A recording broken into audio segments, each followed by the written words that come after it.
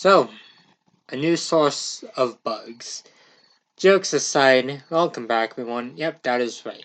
Now, of course, this wasn't going to be this week's quest review. Um, that was actually originally planned to be Unfathomable Depths, but I kind of want to cover that one another time.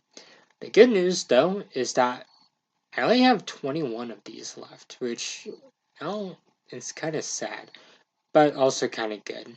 So I plan to be doing 3 of these per month, with the ones in April through May just being one video. So now let's get into the video.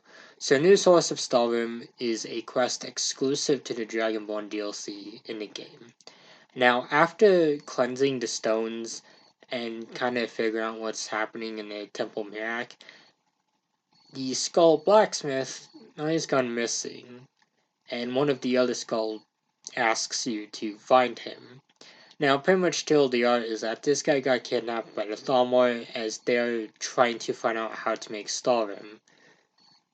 You can of course rescue him and get the map back from the Thalmor.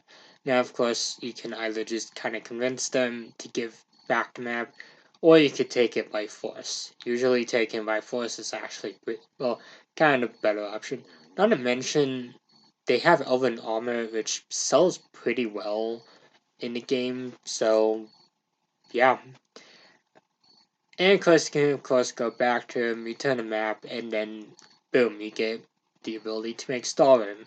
Now, of course, you gotta be at 80 in smithing and have the ebony perk unlocked, otherwise you won't be able to do this. There's also an achievement for this one where you have to craft an item in Stalhrim, and well, that's really it. So the question is, how good is this quest, and should you do it? And what are some bugs to look out for? Well, at least on a 360 version, this quest can bug if you talk to uh, the skull who gives you the quest before he talks to you.